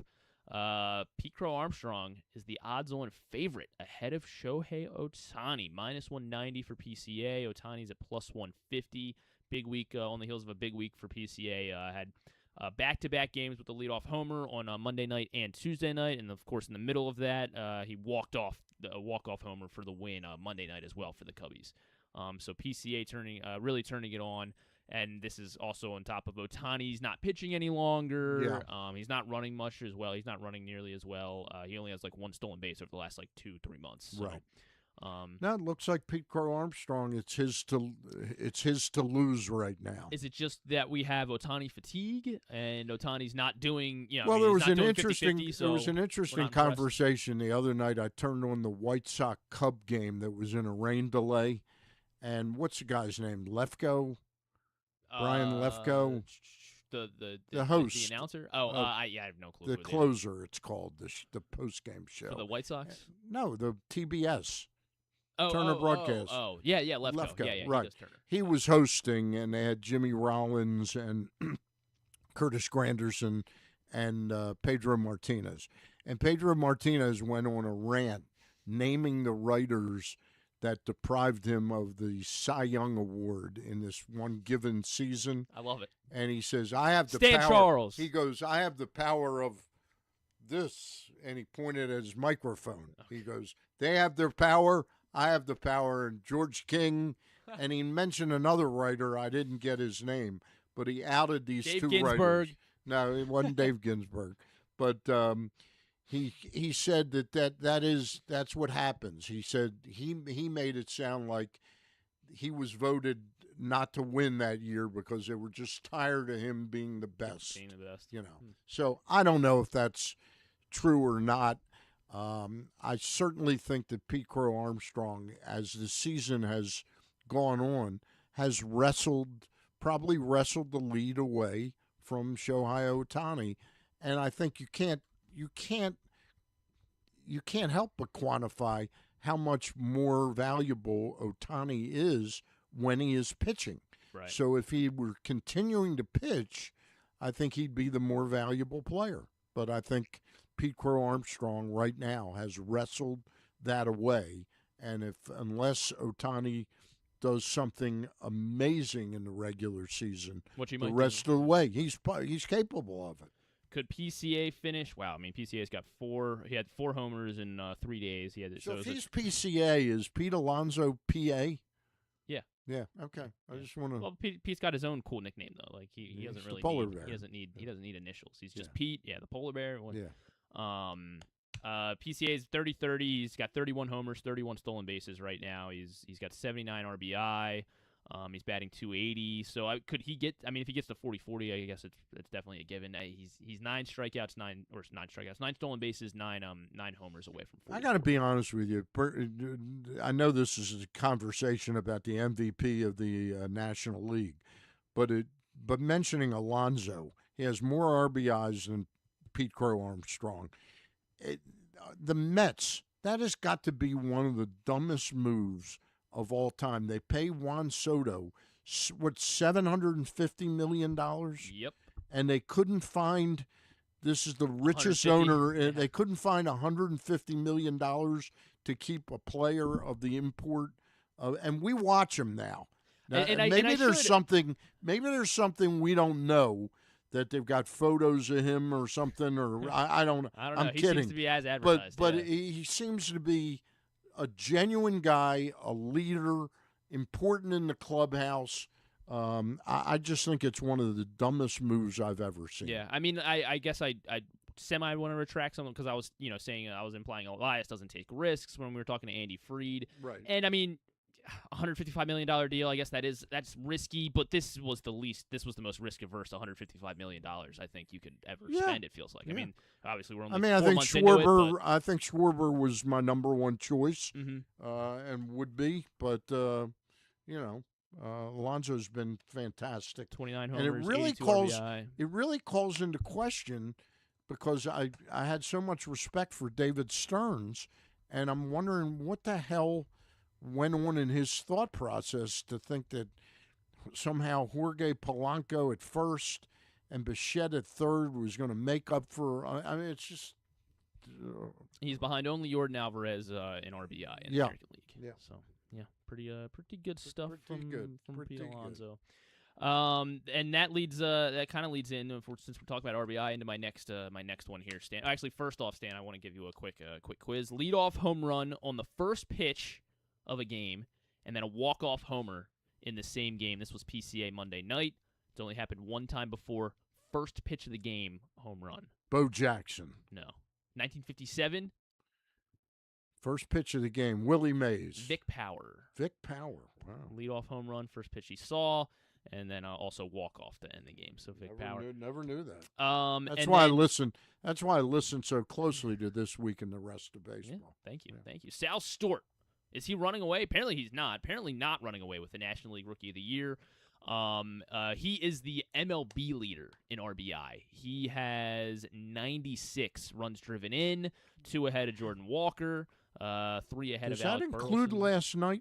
Didn't Walker hit a grand slam home run or a 3-run home? Include last. Because I thought, did he reach 100? No, he did not. Then I think it does. Sal Stort, 96. That's where he's at. He had a 3-run homer on Wednesday, and then had 2 more RBI. This is Walker. Stort. Okay, so he's got 96. Yes. And how many does Walker have? 97 or 94. Sorry, 94. Yeah, 94. And Burleson's got like 91. Yeah, it's ridiculous. 93. Yeah, 93. C.J. Abrams 91. Not happy about moving to second base. C.J. Abrams. As the Nats are falling out of playoff contention. That's not the point, though. We're talking about the National League Rookie of the Year. So the awards in the National League seem to be it's a much more exciting. Well, I don't know. I mean, I guess maybe the American League. Do you think they'll end up trading him? Abrams. It's the whole thing. The way they handled that was so weird. Well, there was that thing. It was last year. Was it last year? Was it 2 years ago? Where the final month of the year he wasn't. Yeah, with the team. he would. But this year it's different. He's playing at a very high level. Unbelievably. Was his defense that bad? How many errors does he have? I don't know. I don't have that. I mean, Nasim. Or they wanted, what's the guy's name that Nunez? they're playing? Nasim Nunez. Yeah. Is he that good? He's fast. He's fast, but Abrams. How many errors? I'm trying to. Is it over 20? I wasn't. See, the thing I wasn't planning on talking about C.J. Abrams. That's why I didn't have any of his stuff up. C.J. Abrams errors. He has 19, more than Gunnar. Gunnar made his 15th error last night, and he's Gunnar left has something to be desired. Yeah. Gunnar has been very strange defensively. Yes. Well, anyway, who you got for National League Rookie of the Year? Right now, the odds-on favorite is J.J. Weatherholt, minus 155. Remember our contest? I changed to J.J. Weatherholt. You did. You did. What did? Yeah, I've got J.J. Weatherholt. We had McGonigal. Glenn and I both had McGonigal for the American League. He seems to be he's going to you bought out of DeLauder though for Murakami, and if Murakami hits 15 homers over the next 4 weeks, maybe that could that may sway things. We picked where's our National League Rookie of the Year? Oh yeah, we all 3 of us picked Nolan McLean. Right. And then I bought out and took Weatherholt. You did. You did. I'm going to win that. I'm going to win that. I mean, South Store's leading baseball in RBI. I feel like it's got to, and if he continues to hit it, he's hitting really well right now. Maybe that'll continue. But yeah, JJ Weatherholt, South Store, and then Carson Benj is in third right now. He's not going to win it. He's plus 800. But he's going to be a solid player. Yeah, he. Did you see this week, Stan? He is everything as advertised defensively. Carson Benj. Did you see what happened Monday night in the Mets were playing the Padres, and the Padres. Oh, this throw. Yeah, not one but two throws. He already had a couple of outfield assists this season, and the Padres decided to test him twice in the first inning. Hold on, let me make sure I pull it up here so everybody can see, Stan. It's courtesy of SNY. Who does he throw out here? Does he throw out Tatis? France punches one to right center. This one's falling faster. That's down for a hit. Cronenworth to third. The throw by Bench to a plate, and he's going to be out for a mile. Is Cronenberg? This is back-to-back plays. Right, that's a base hit from Merrill. Now they can challenge him this time. Here comes the throw by Bench. Machado is going to be out for play. 2 inning for Carson Bench. Are you kidding me? No, we're not kidding you. That was pretty special. Yeah, that was pretty crazy. Who's the last guy to do that? I don't know. Yeah. I didn't have Sarah Lang. Vic Power. It was Vic Power. Vic Power did that too. Yeah. Wow, big week for Vic Power here in August of 2026. Joshua Baez, first guy ever. Yeah. 3 homers in his debut. First 3 at bats. He went deep. First pitch he saw was 450 dead center. I only hit 2. Yeah, in my debut. There were, I think, so he was like the 12th guy or 13th guy. I gave it to Glenn earlier in the week, so I forget what it was. But he was like the 13th guy or something to ever hit 2 home runs in his first 2 at bats, or 2 home runs in his first game or something. And he went first guy ever, 3 home runs in his first career game. So Joshua Baez seemed to be pretty promising. He's 1 for 22 since. You know who did that first though? Vic Power. No, really? Yeah, he had 3 Holy home cow! runs. I don't know how I missed that. Yeah, I was under the impression Joshua Baez. Well, anyway, he's 1 for 22 since that stance. Does that mean he sucks? I don't know what the what the consensus is then. I don't know. You don't like it? I don't know. Vance Honeycutt hit like 5 home runs in spring training. So it could mean anything. Did you see the Mariners on Tuesday night? They were playing the Brewers this week. Yeah. Is that the game they lost 22-0? Yeah, they lost 22-0. Didn't go too well. Did you see how the final 3 runs scored, or 2 of the final 3 runs scored? No, who was pitching? Rivas? Yeah, I think that's a position player. Yeah, Leo Rivas. And Christian Yelich at the plate here, Stan. Yeah. And I guess we'll just take a... He's not having any fun with this. Then the sacrificial man. Yelich to center. 19-0 at this point. Julio is there, and he makes the catch. And Julio threw the ball into the seats. He thought it was the 30. Julio threw the ball into the seats. That was the second out. You know, baseball needs to investigate that because there was an over-under in that game of 19.5 runs. Really? Yeah. Wow. Well, the run would have scored anyway then if it was just a normal sack fly. That run would have scored easily anyway. I'm sorry, it was 20. It was 20 and a half? Yeah, 20 and a half, Okay. yeah. Well, it went over. It went over, Stan. Good news. Good news for you, maybe? Adley Rutschman finally, talking about freaking foul pole home runs here. Adley Rutschman finally homers for the Red Sox. This was back on Tuesday, I think, or Monday. Is this at Fenway? Yeah. And this one just wraps around the pesky pole. Again, looking where this lands, are we positive that's a fair ball? Yeah. Come on, they rule that one fair though. So good for Adley. He still is struggling a bit with in his transition to Fenway Park. Yeah. What number is he wearing with the Red Sox? 31. Yeah. Who's wearing 35? I don't even know who. I don't remember. Red Sox. Maybe he wanted the 35. And last one because I know. Oh, Garrett Crochet's wearing 35. Okay. Sure. Can't take that number. Oh, yeah, because he's pitched so well and so much this year. For them. Yeah. And then last one, Stan, since we're talking about the Red Sox, they had a rain delay on Sunday, and they had to place a player on the injured list. So Tom Caron of Nesson was reporting that for the fans at home. And let's hear about the player that they had to place on the IL on Sunday. Back here in Pittsburgh, Dave O'Brien, Lou Merloni. waiting for the resumption of this game to get it going once again. They found the news this morning, we all did, that Daisuke Matsuzaka had been placed on the IL. The hamstring injury suffered last night. That was not a surprise. Mickey Gasper called up. We remain in a rain delay. Raymond Burgess is the call-up to replace Justin Slayton. Masataka Yoshida had that inadvertently before. Masataka Yoshida, as expected, placed on the 10-day IL. Mickey Gasper called up. Now that's really a pretty bad. I mean, Daisuke was like 20 years ago. Daisuke Matsuzaka. I mean, yeah, on the mind. All those Japanese. Sorry, guys. meant Yoshida. That was this week. Oh, did you see Roy Oswalt? He threw a perfect game. Roy Oswalt. There's no chance you would have seen this, Dan, but it was taking the internet by storm. Some random guy was playing a video game. He was playing like MLB 2005 RBI, I think is the name of the game. Right. And he was live streaming himself.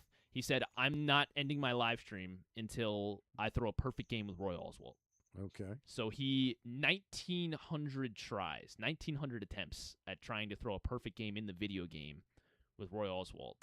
He finally did it. He finally did it. He finally did it. So Roy Mazel Oswalt. tov. Yeah. Okay. So that was Who's happy, Roy Oswalt or the guy? I think they're both happy. Roy Oswalt gets his name etched into the history books, and this guy. Well, actually, I don't know because I don't know the guy's name. So. Is it Daisuke? No, Daisuke was not Vic the one. Power. It might have been Vic Power. Okay. Might have been Vic Power. All right, that's a look at this week in the rest of baseball. Are you back Monday? I'm back Monday with a Zoom with Ross and Luke, probably at 5 o'clock. Orioles are off, thank God. We'll be back next Friday. Glenn will be back in next Monday. But now you get a little touch of Glenn, a little taste of Glenn Clark. And we've been brought to you by Cruise, Maryland. Okay? And that is that Tyler Wells? Do you want to thank the rest of our guests on today's show? I'd like to thank Andy Freed. I'd like to thank Dale Scott. I'd like to thank you for booking such a good show. Oh, thanks, Sam. And now here's a little taste of Glenn Clark talking with former Orioles pitcher, now Rays bullpen stalwart, Tyler Wells. That's going to wrap up the show. Bye. Well, as the Orioles and Rays get ready to battle again this weekend here in Baltimore, it's kind of wild because, as we saw last weekend, we're watching what feels like all of our favorite Orioles going up against the Orioles now. And one of them, who was just traded to the Rays a couple weeks ago, is with us now. He is Tyler Wells. Tyler, it's Glenn. It's great to see you. Appreciate you taking the time for us. Thanks so much for doing this. Yeah, of course. I mean, I appreciate that you guys have me on. It's definitely a little different being a visitor here in Camden Yards, but we're here doing it and just excited to kind of be back. I kind of wanted to start with just like, has it become normal for you yet? Like going through this for the first time, is there a point at which you say, all right, this isn't weird anymore? This is just what I do. Have you gotten there yet? Or maybe even showing up like at the ballpark today, you can be like, nah, this is weird. I mean, it's gonna be a little weird for sure. I think with the way that it goes, this is more or less like closure is the best way to put it. As you kind of, facing the Orioles, in Tampa and knowing that you're kind of doing a wraparound series and you're going back to Camden for the first time since being traded. I mean, yeah, it's going to be a little weird, but it's going to be nice to kind of, hey, like once we're here, like we're not coming back. It's a little bit of the closure aspect of it where it's, just kind of, you don't have to worry about it so much. And, it's certainly been like a transition for like my wife and our daughter and our family in general. It's like, that's kind of been the biggest part of the transition for us. Fortunately, like, from the baseball side, like, you go to a new team, and facing off against the Rays as much as we have, it's been nice because you get acquainted with a lot of these guys. So, it's kind of nice to have some familiar faces and to just kind of be able to relax and, have fun playing the game with guys that you've played against for a good while. Hey, we're going to talk about those familiar faces. It's quite a few of them, obviously. Oh, the yeah. emotions. You talk about like the kind of closure part of it. What are your emotions being in Baltimore? Like, what does it feel like when you look around, knowing how long this was your home? Yeah, I mean, I've said it multiple times, and it's going to continue to be the same. And like Baltimore's always going to hold a special place in my heart and my family's heart. And this was our first major league home. This is the place that gave me an opportunity coming out of the Rule 5 draft, and gave me an opportunity to kind of stick in the big leagues and to be able to go out there and just kind of perform for the city. And being able to kind of experience the things that I have experienced with playoffs here, being a part of a 100-loss team, being a part of a 100-win team, going into playoffs and wild cards and stuff like that. I mean, it gives you a special level of appreciation for kind of what this city is, and the fans that surround it. But I think too, as we continue to, move past it and kind of go into the next chapter of our career and of our lives, I mean, it is something that is really cool to kind of reminisce on, and really just sit there and just really appreciate the moments that we had here. Tyler Wells is with us, head of Orioles Rays this weekend here in Baltimore. Tyler, I know you talked to Ryan about like the deadline and being with Trevor, and maybe this going a little bit weirder than the two of you thought that it might. But can I get a little bit like, at any point was there conversation? Like, at any point does your agent say, I just want you to know that, while you're not, a free agent, that we've heard that they've been shut. Like, is there any of that goes on, or is it completely like just as out of the blue as it felt like it was? No, I mean, I think for this the particular instance, I was on the phone with my agent the night before the deadline, and we were just chit-chatting it. And he basically like told me, he's like, I haven't really heard anything, at least anything that's like super credible. I've heard like, one rumor of like one team that was possibly interested. Like he was like, but going into the deadline day, we didn't think that it was going to end up happening. And honestly, like, as we kind of went throughout the day, like, we didn't think anything was happening. Like, I hadn't heard from my agent all day. I knew that he was going to end up being busy. And then, we were obviously paying attention to the deadline stuff because of Adley. And, ultimately, whenever we, like, I think it was like 5:15, comes around, and it's like, we got an hour left. I'm expecting like Roger's phone to start kind of ringing, and then all of a sudden my phone starts ringing. And I was like, whoa, okay. Like, and he told me, he goes, I think you're getting moved. And I was like, oh man, okay.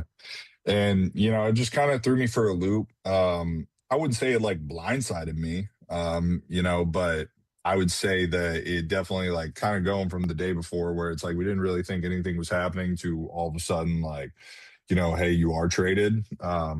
It happened really fast. And so it's like, it didn't blindside me, but it happened a lot faster than what I actually thought it was going to. But hey, I mean, like, that is the nature of the business. And, things happen fast around here. It's very much the same thing whenever you're dealing with, all sorts of deadlines. I feel like, it's just one of the things that they enjoy doing is that they enjoy waiting to the last minute, and just, it is utter chaos during that time. So, but yeah, I think that it was not expected, but I can't say that I'm also surprised. I feel like that what you just said reflects what a lot of people were feeling. And the struggles of where the Orioles were, obviously, at the point of the deadline, being a part of that conversation. How do you handle the emotions of, hey, I'm glad to be going to a team that's right in the middle of it, versus the disappointment of, as you alluded to, we won 100 games. Like, we We should have been winning a World Series, this group of us together. And I know how close you guys were, right? Like, how do you measure that, what's right in front of you versus the disappointment of what it didn't end up being here in Baltimore? Well, the best way to put it is like, whenever you find out like that you're going to a first place team that's really making a run for it, that is known for pitching development, and you've played against these guys for a long period of time, like you're semi-familiar with, the coaches and like your limited interactions with them. The players and everything like that. I mean, there is like a level of excitement to it. It is, it's like whenever you get traded, I know a lot of people have said this, and it's very much the same thing. It's like that feeling of being wanted and needed in a lot of situations where they valued you enough to where it's like, hey, we're going to trade for you because we think that you're going to help our team, and you're ultimately helping us, with the goal of going to win a World Series. And to have the opportunity to go out there and win the AL East with the Rays is super exciting, and I couldn't be more pumped about it. And, just being able to mesh myself with this team as quickly as I have, and to start building relationships with these guys it's been awesome. To say that, like, I'm disappointed with my time in Baltimore, I wouldn't say is an accurate description of, the way that I looked at it. Obviously, like after 23, whenever we won the AL East, and, we're sitting there and we're thinking, the sky's the limit for what is to come.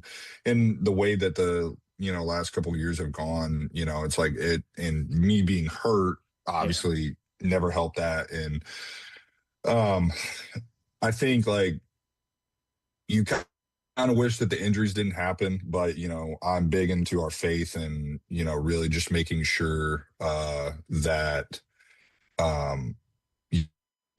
I trust in God's plan, and that's exactly what had happened. During that time, like of the injury, like me and my wife, she got pregnant, and we had our daughter, and I got like really, really close to really, really close to Bradish and his wife, and like really just building those relationships, I think is, extremely important. And, they're going to be friends for life. And I think that, whenever I look back at my time in Baltimore, I look at it as like a time of just building like the foundation of what our like lives could be with the rest of these people. And I know that this year didn't go as according to plan for a lot of us, and but I will also say this too, for those guys, like I don't think that what the season has been for the Orioles has been disappointing, but it hasn't gone as smoothly as what I think a lot of people thought it would, based on the amount of talent that is over there. And, and I think that as you kind of see, like, as of late, like, they've been playing well, and Pete's been catching on fire. And I think that whenever you look at those guys and you kind of start to see what's going on, like, I think that you've seen it, time and time again, like, they are a force to be reckoned with. That lineup is really, really difficult to navigate. Ask me how I know. I faced off against them the other day, and Pete got the best of me on a great pitch, and Sess ended up hitting a homer on an absolute anomaly that was just crazy at 47 degrees. And and that's not to say that they didn't hit the ball well. They did. And it's like whenever things like that or start going your way, it could be them turning a page. But as far as like looking back in the rearview mirror, I don't try to do that. I think that looking forward to what I have with the Rays right now is by far more important. And I had the offseason and the opportunity to reminisce on that, and to be able to like just kind of, enjoy the times that I had there, but I got to go make new memories with these guys and, go try and win a World Series.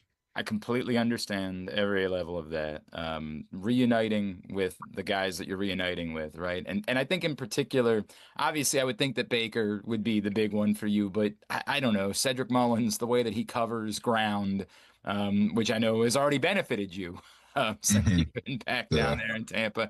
How do you describe that as a pitcher? Because I think that Cedric Mullins was like everyone's favorite Oriole. Like he was just this beloved figure because he would do things. Maybe he's not a Hall of Fame player. Maybe he's not a perennial, even all-star, but my God, he would just do things that would leave us dumbfounded by the fact that it happened. How do you describe what that guy brings as a teammate, as someone that you can rely on? I mean, I think that you just said it right there. He's a guy that you can rely on. And, whenever Cedric takes that field, like you're going to get the absolute best version of him. You're going to get the hardest worker on that field. Like, I mean, what Cedric's, capable of doing in the outfield is probably the best that I've ever seen.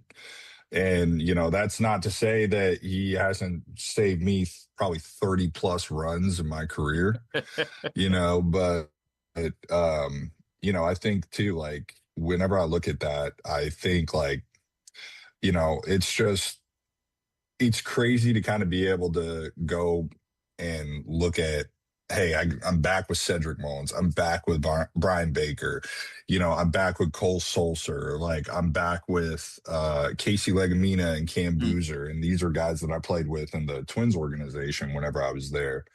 And, it's like you kind of just start to really think about it. And you're like, man, baseball is a small, small game.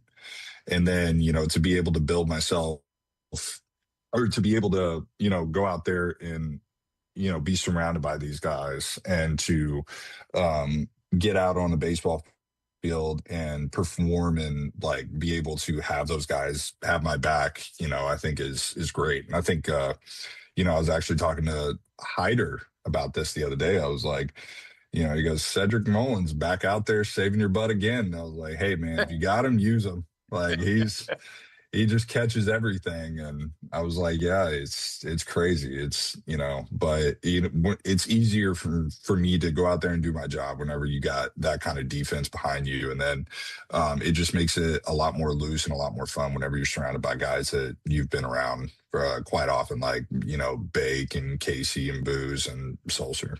You obviously, it's funny because we don't normally ask guys that are 31 years old about their role, right? Like it's not normally a conversation that we have, but everything you've been through, right? Great success as a starter. Obviously, at one point, great success as a closer.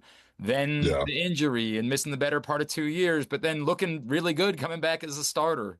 How much has that impacted you? Like, I know the easiest thing in the world to say is I'm just going to do whatever, someone asks me to do.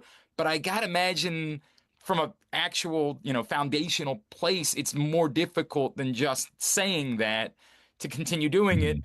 Clearly, we saw you, down the stretch of your time in Baltimore, getting back into a leverage role and you were dominating again. Are you at a place where you're comfortable with the role? Like I heard what you said about the Rays and their history with pitching. Is there a party that says, man, I'd be really excited for them to throw me in the rotation next year and go out and shove in a contract season?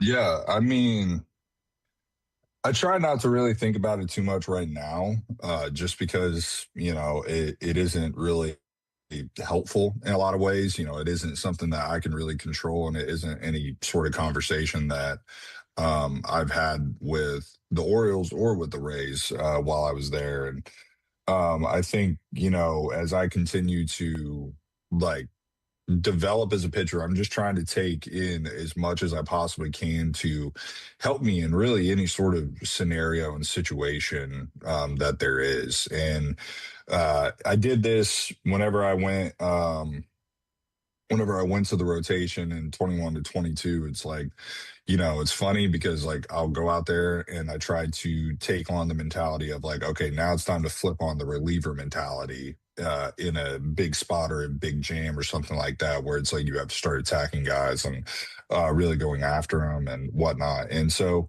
just being able to kind of adapt is the biggest part for me. And that adaptability, I think, is what has made me, who I am. It's what's made me valuable in my career to the Orioles and now to the Rays. And, it's all mindset for me. And, is there a future where, I'd love to be a starter again? Of course. I mean, starting has always been enjoyable for me.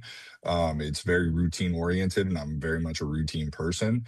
But at the same time too, being a reliever, going out there in shorter outings and like really just being able to go out there and, attack guys for an inning or two is also great. It's a little bit more chaotic and, there is like a few more obstacles that you have to go through body wise and just mentally, over the course of a season to make sure that you're staying on top of your game. And so overall, it's just like, I love baseball. I love pitching and, it's not up to me really at this point to determine like where I'm going to be at, whether it's a rotation or in the bullpen. But, I'm always open to being a starter because that's just what I've been most of my career.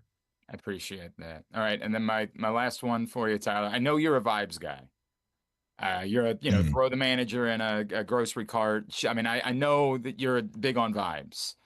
There's an eternal question that I have attempted to answer over the years, and I've never gotten it. It's very chicken and the egg, right? It's does winning create vibes or do vibes create winning? And I'm imagining kind of what I'm going, because like the easiest thing to say when a team is struggling is, hey, the vibes seem like they're off, right? And I never know definitively, from the lower levels that I've played at or being around like kids teams, I can't judge. Like, do the vibes only come when you're winning? Can you create the winning by creating the vibes and being a morale guy in the clubhouse? Do you have a sense for how that works? Yeah, I have a general idea. I mean, I would say that vibes certainly create more winning than winning creates more vibes. I think like if you're looking at it from a sustainability perspective, I think, with winning, bringing vibes, I think is great. And I think that it is applicable. It can help you continue to win. But I think whenever you're looking at kind of like, what does the process look like to getting to be a winning team or a sustainable winning team?